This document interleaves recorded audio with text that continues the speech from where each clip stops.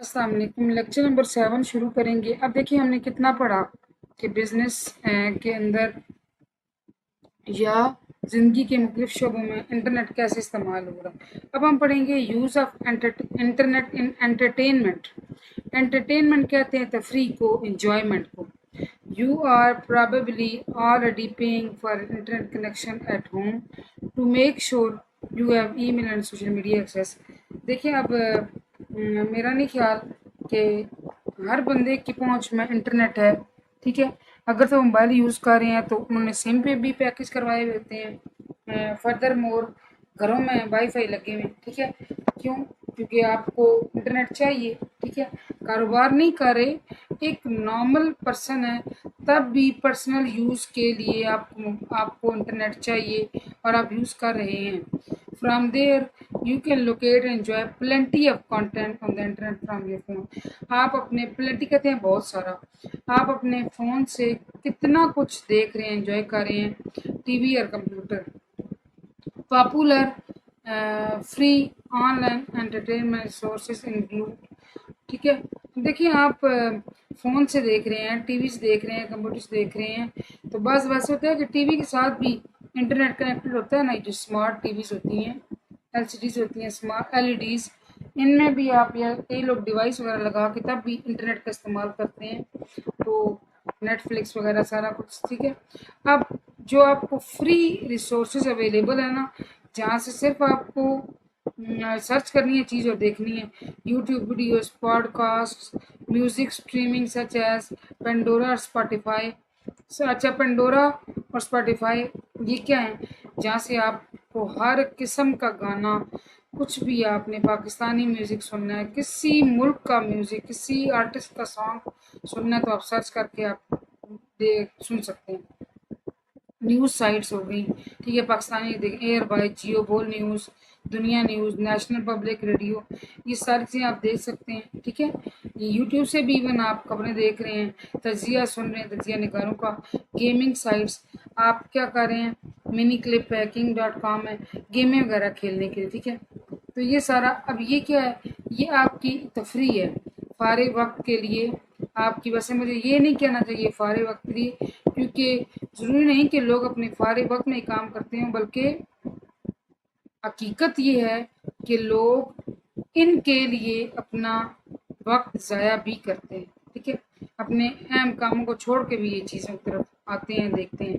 फिर आ गया जी copyright. Copyright is a type of intellectual property rights. Urdu में से कहते हैं जुमला हकूक। जुमला हकूक क्या है? अच्छा, मैं आपको पहले जुमला पढ़ती हूँ फिर सारा समझाती हूँ। That protect original works of an owner. Owner कहते हैं मालिक को, ओरिजिनल असली काम। देखिए मेरी बात सुनिए, हमारे यहाँ, हमारे आसपास, हमारे इर्द गिर्द बहुत सारे लोग हैं जो कोई ना कोई सलाहियत रखते हैं, ठीक है। अब एक बंदा है, उसको पेंटिंग बहुत अच्छी आती है, वो पेंटिंग करता है, ठीक है। एक बंदा है, हो सकता है उसकी आवाज़ अच्छी है, वो नातें अच्छी पढ़ रहा है, कोई गाना अच्छा गा रहा है, ठीक है। अब बड़े लेवल पे चले जाएँ, कोई बंदा शायरी बहुत अच्छी कर रहा है, तो उसने पूरी किताब लिखी हुई है, ठीक है।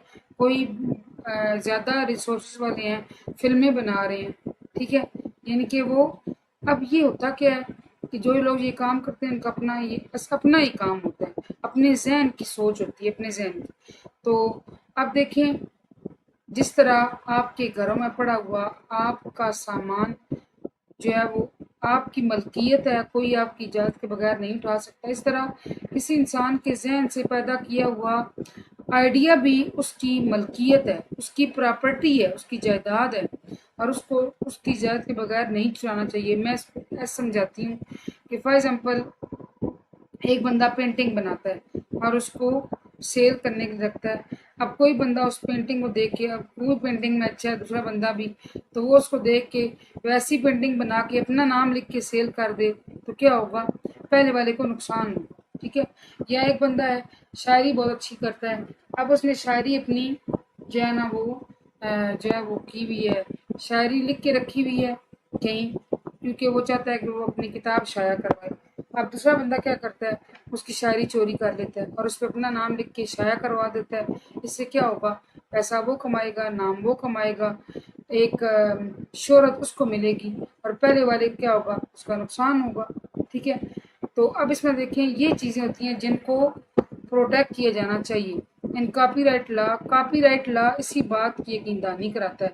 There are different types of work, काम बहुत सारे होते हैं इंक्लूडिंग पेंटिंग्स, तस्वीरें हैं जी, पेंटिंग्स हैं, इलस्ट्रेशंस हैं, म्यूजिकल कंपोजिशन, कोई गाना बनाया है, कोई नात वगैरह कंपोज की है, साउंड रिकॉर्डिंग्स, कोई आवाज़ है, कोई कंप्यूटर प्रोग्राम लिखा है, इवन कोई नज़में लिखी हैं, ब्लॉग पोस्ट किया है, कोई मूवी बनाई है, आर्किटेक्चरल वर्क, कोई नक्शा बनाया है भाई घर का किसी का, प्लेस, कोई ड्रामा बनाया एंड सो मच मोर। ये सारी चीज़ें इसके अंदर आती हैं और कॉपीराइट लॉ इन तमाम चीज़ों को महफूज करने में उस बंदे की ऑनर की, मालिक की हेल्प करता है कि आपका काम कोई चुरा नहीं सकता। जो आपका काम है वो आपका रहेगा और उसका फ़ायदा आपको ही होगा। ठीक है, इधर जी आज का लेक्चर होपफुली आपको समझ में